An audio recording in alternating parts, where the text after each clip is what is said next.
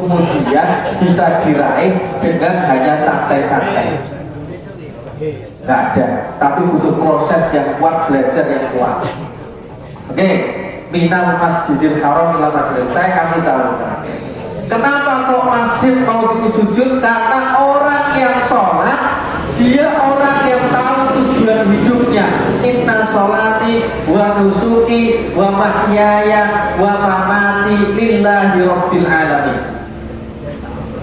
Tidak orang yang kaya, tidak orang yang punya jabatan itu mesti tahu tujuan hidupnya.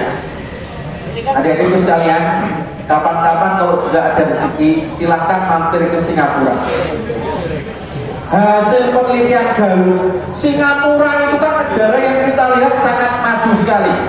Ternyata Singapura warganya termasuk warga yang tidak bahagia di dunia ini. Kok bisa, Pak? Ternyata hasil surveinya sederhana. Satu, pertanyaannya, apakah kamu bisa tertawa? Juga itu Pak. Saya nginap di rumah teman saya orang asli Singapura. Naik lift turun ke bawah, bareng sama orang di dalamnya. Orang sopo-sopo, tak tahu itu kenal, gak kenal. Satu apartemen gak kenal. Nanti kalau sudah pulang jam 5, sekitar jam setengah 6 di pusat perbelanjaan Observer itu, nanti orang-orang tua semua capek sekali. Isu cah cilik-cilik nganggo apa? Tas ransel besar-besar. Saya yang pusing itu apa? Gak krungu suara azan, apa nek tarhim. Belas karena masjid itu tidak boleh keluar azannya sampai keluar. Corong itu gak betul. Dan yang kene betul dan terang sampai berbeker. Sana nggak dengar. Saya kan rumah saya di dalam masjid, saya takut. Setengah jam sebelum subuh itu kan tahmid. Assalatu wassalamu alaik. Mungkin rasa maksud. Neng kono, tak ada suara koko. Gak nikmat sama sekali. Gak dengar suara azan. Jadi ternyata mereka nggak tahu tujuan hidupnya apa. Tinggi betul. Makanya artis-artis Korea popularitasnya tinggi, kayak Jimin misalnya. Orang terus BTS pokoknya. Kenapa kok kemudian banyak sekali yang akhirnya kendar, bunuh diri di puncak popularitas? Gak tahu tujuan hidupnya. Inna sholati wa nusuki wa mahyaya wa mamati. Ya wong Islam kok ya dilaki diputus cinta, munggah tolong. Nah, sini malu itu tambah jegur negara-negara. Kertasnya tertinggal, tulisannya aku ini guru-guru Parji. Parji ini pacarnya. Lagi diputus nomor. Wah, anak sekarang itu Masya Allah. Maka mohon, orang yang tahu masjid adalah orang yang tahu tujuan hidupnya. Besok semuanya di akhirat. Maka dari ibu sekalian, berikutnya adalah Rasul Mi'raj ke atas. Rasul Mi'raj ke atas itu ditunjukkan banyak hal. Di antaranya, yaitu mohon maaf, hukuman orang yang melakukan perbuatan zina. Ngeri loh nih bojo-bojo, ini namanya bocah SMP. Mohon maaf adik-adikku sekalian, selalu yang dirugikan itu yang cewek. Jadi gurunya nggak ada yang tahu dia posisinya hamil. Tapi yang cowok juga anak SMP nggak mau bertanggung jawab. Akhirnya dilaporkan polisi. Polisi datang ke sekolahan. Ketika datang ke sekolahan ketahuanlah dia kalau kemudian posisi hamil. Oleh sekolahan akhirnya bahasanya dicarikan sekolah lain. Dalam bahasa yang lain artinya dikeluarkan. Gak belum tanggung jawab selama. Roto-roto celana kan model-model itu. Anak laki-laki itu rata-rata brengsek. Makanya saya gak suka laki-laki.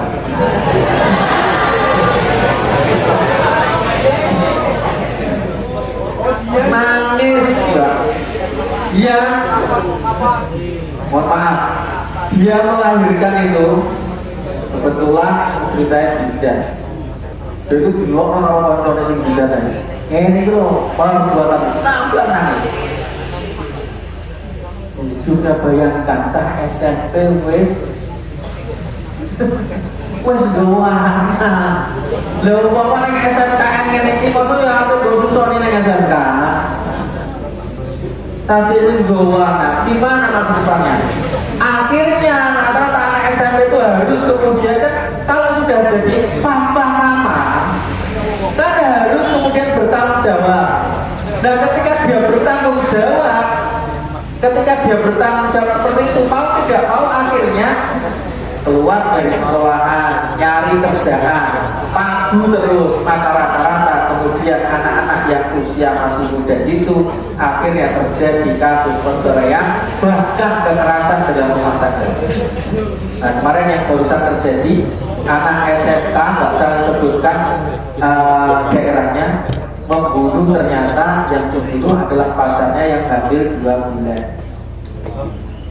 Baru dari sekitar 7 hari apa?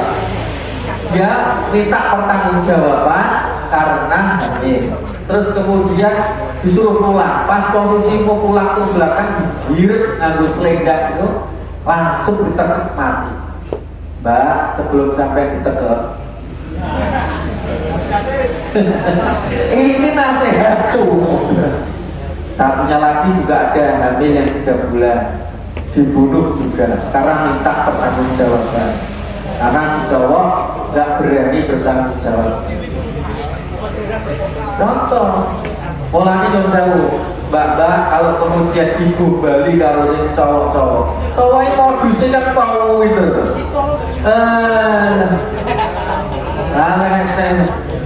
Kok jangan ragukan bintang, kok jangan ragukan matahari. Semua ini kata, dan jangan satu-satunya meragukan cintaku padamu. Tapi giliran bijak kamu main wong kamu meragukan orang tuamu. Nek gombal oleh status loh, selama berpetualang saya tidak pernah tersesat, tapi sekali tersesat di hatimu. Modusnya yang pinter, WA ngechat lagi ngapain be? Celuannya be, ayam be. Ini jawab lagi kerjain matematika sulit banget. Masa sih bagiku tuh nggak ada yang sulit. Kok bisa? Yang sulit itu menundukkan hatimu.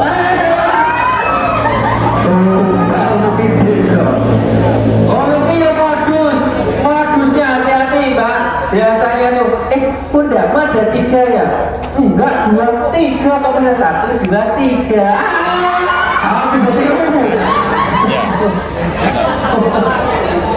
Coba modus dong. Makanya mohon maaf, kenapa dalam Al-Quran sampai mengatakan wala taqrabuz zina, jangan mendekati perbuatan zina. Nyedai kayak itu, nyedai itu pak, tapi ngakoni kan oleh iya kan apa?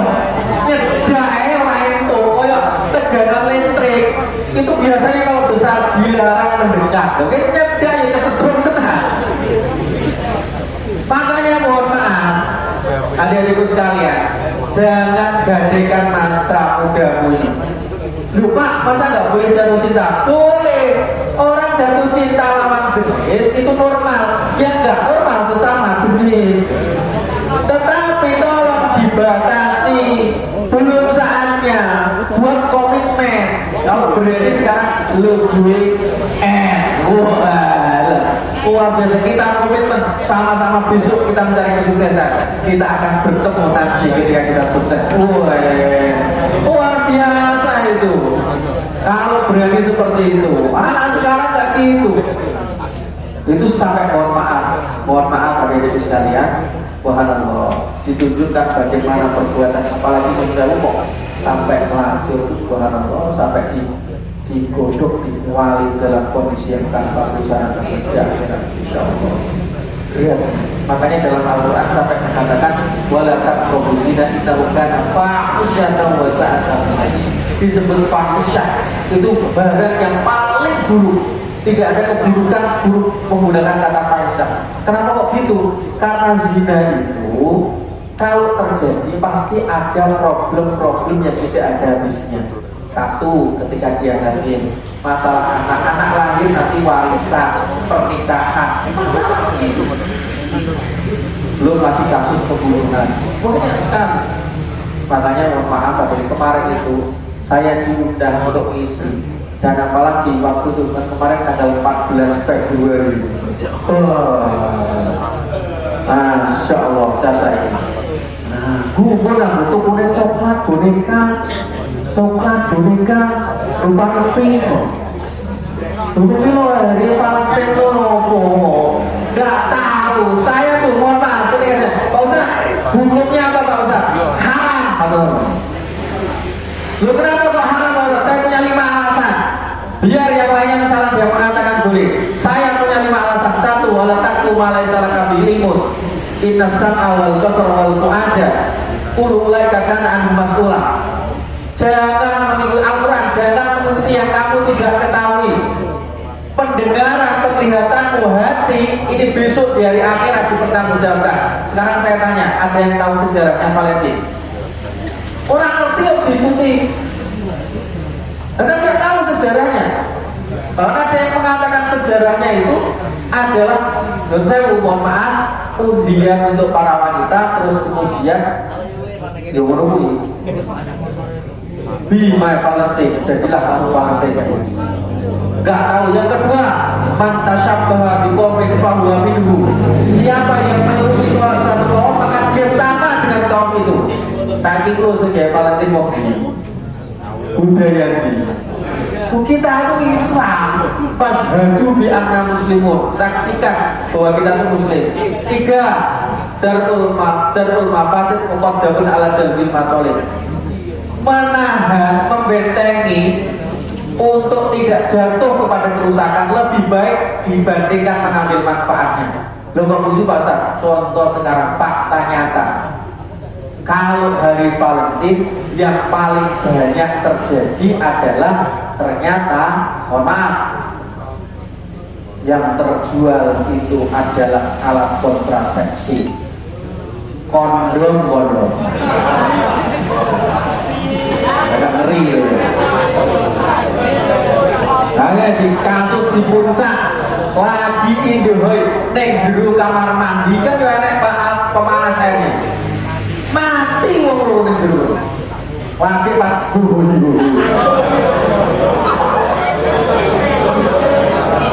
Cabut nyawane karo Gusti Allah Mas. Lah gitu kok mau husnul khotimah, ya suul khotimah gitu. Apa yang tahu? Mohon maaf, kenapa saya sampai kemudian keras seperti itu? Ya karena kasusnya sudah terlalu banyak sekali. Gak ada manfaatnya itu kecil, madorotnya jauh lebih besar. Dibeli juga. Masya Allah. Teri saya itu punya anak cewek 2. Makanya saya punya slogan coba lagi. Alasan itu saya semua. Makanya dari itu sekalian tolong. Nah, di antara ini yang penting, paling penting, turun Rasulullah itu punya hadiah diberi oleh Allah. Hadiahnya namanya sholat 5 waktu. Tolong betul. Ini tidak kemudian ditinggalkan, Mas, Mbak. Mana sini? Bapakku ibuku sholat Pak. Bapakku ibumu bener gak sholat, tapi kamu yang harus memutus mata rantai itu. Bapak ibu karena Imam Budin loh, ini pilar. Jadi agama, pilarnya agama itu sholat. Umpomo ini gak ada pilarnya, rubuh. Salah satu yang membuat istimewa, salah satu yang membuat mulia seorang hamba Islam itu sholat. Di dalam Isra Mi'raj itu Rasul sudah diperlihatkan sirah datang pecah, terus kemudian muncul lagi. Ternyata apa? Orang yang marah sholat. Karena dalam Al-Quran itu cirinya wong munafik itu tidak komu ila sholati komu salah. kalau dia mau sholat dia ki aras-arasan. Makanya saya nek aras-arasan gue mikir insyaallah aku mau dadi wong munafik, aku mau ning akhirat diantem lidasku sehingga aku terus kemudian muncul gitu. Coba misalkan kira-kira bapaknya kalau dipanggil sama bapaknya langsung kemudian apa namanya gimana gitu kan. Dan tapi kenapa kalau dipanggil sama Allah, Allahu Akbar itu panggilannya Allah. Kalau dipanggil sama orang tua, dipanggil guru saja jadi gitu. Tapi ketika aku yang dipanggil oleh Allahu Akbar, makanya mohon maaf, sholat ini tolong betul jangan ditinggalkan. Rugi, sangat rugi sekali. Hari ini yang tidak sholat subuh siapa? Tolong yang tidak sholat subuh, nanti habis ini ambil air wudhu, sholat subuh. Apa itu namanya sholat qodho? Sholat qodho. Niatkan niat qodho. Ada di salah satu SMP sekarang, Bapak Ibu guru, salah satu SMP gurunya selalu bertanya, masuk, kamu tadi sholat subuh? Enggak Pak, untuk air wudhu, sholat.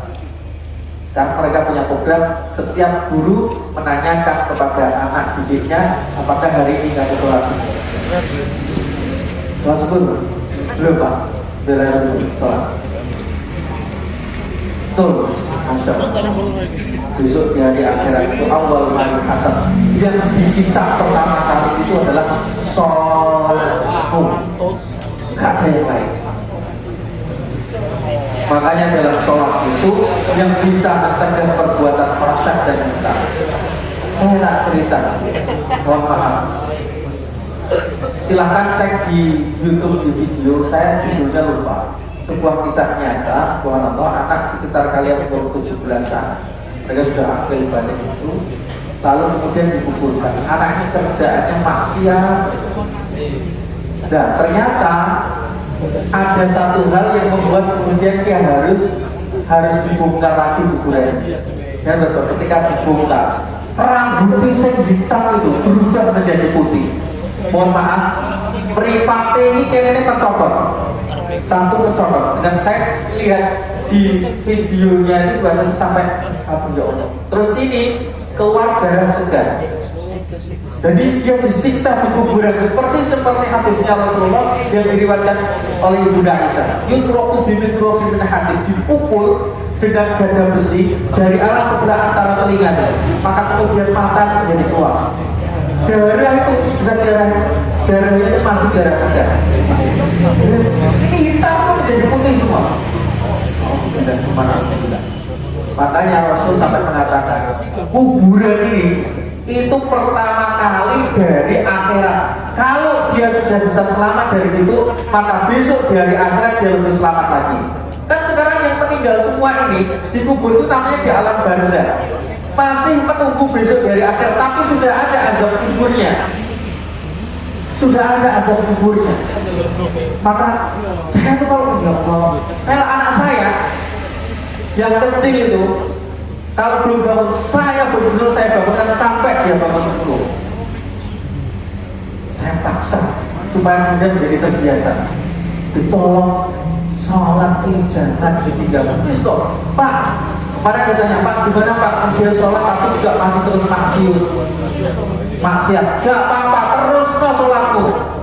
Nanti lama-lama insya Allah dia akan kemudian dibimbing oleh Allah meninggalkan kemaksiatan. Umar bin Khattab radhiyallahu anhu berkali-kali saya ceritakan. Umar itu posisinya meninggalnya kenapa? Meninggal posisinya beliau sedang sujud. Anda tahu nggak gitu sekalian? Abu Lu'lu' Majusi itu sudah mempersiapkan anak yang ikut silat. Nah, yang ikut silat itu mesti tahu yang namanya punjaroh itu kalau dibilang apa namanya?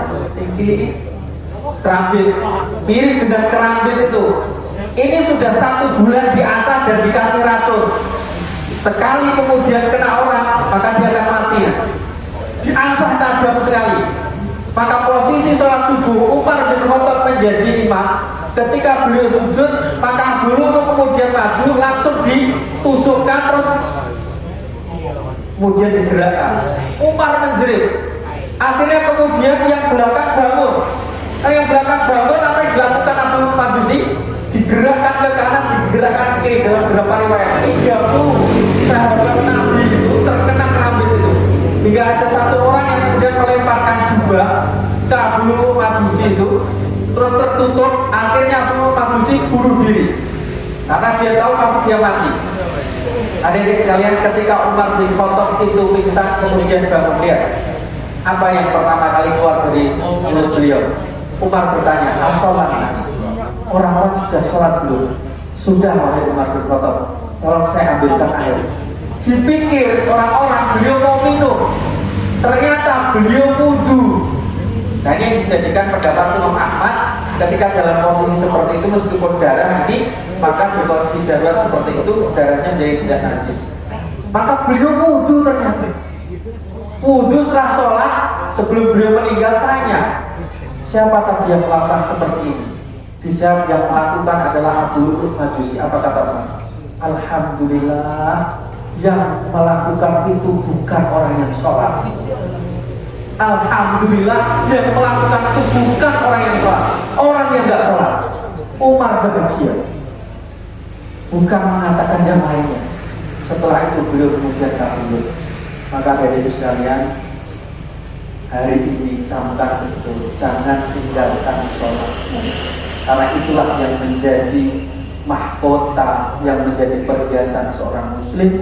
Karena yang lain itu disyariatkan di bumi, hanya sholat yang disyariatkan di langit. Semua bisa jatuh, tapi sholat tidak. Semua jatuh, puasa itu bisa jatuh, kalau dia sakit bisa diganti yang lainnya, kalau dia sudah sepuh sekali bisa membayar fidyah. Apalagi zakat, kalau nggak mencapai nisab, nggak mencapai haul, bisa jatuh, tidak membayar wajib zakat, tapi tidak dengan sholat. Sampai nafasmu kemudian itu tercabut, barulah kamu disolati. Cara saya itu mudah-mudahan bermanfaat untuk diri saya sendiri khususnya, dan juga semua yang hadir pada pagi hari ini. Mari kita tutup dengan istighfar bersama-sama. Astaghfirullah Rabbal baraya, astaghfirullah minal khataya, Rabbi zidni ilman nafi'an wa wafiqni amalan sholihan.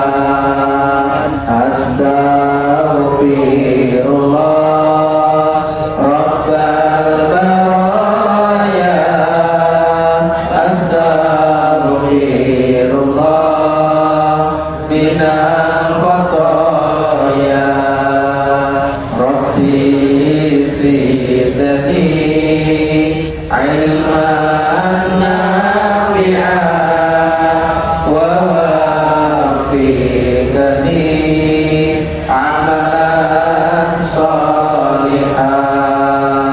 Astaghfirullah Rabbal baraya, astaghfirullah minal khataya, Rabbi zidni ilman nafi'an wa wafiqni amalan sholihan. Ya Nabi salam alaika, ya Rasul salam alaika, ya Habib salam alaika, salawatullah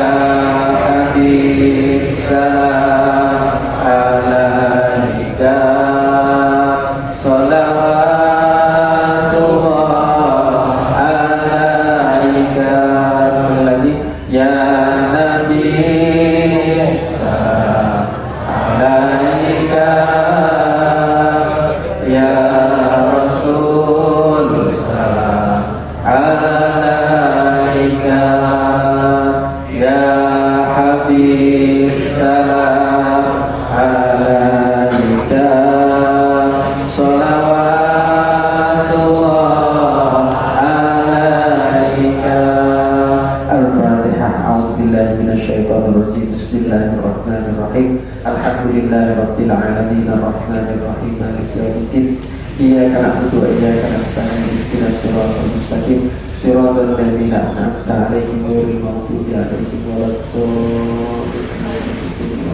Allahumma shalli ala sayyidina Muhammadin alhamdulillahil alamin hamdan syakirin hamdan na'imin حمدا يوافي نعمه ويكافئ مزيدا يا ربنا لك الحمد كما ينبغي لجلال وجهك وعظيم سلطانك. اللهم اغفر لنا ذنوبنا ولوالدينا وارحمهما كما ربيانا صغارا.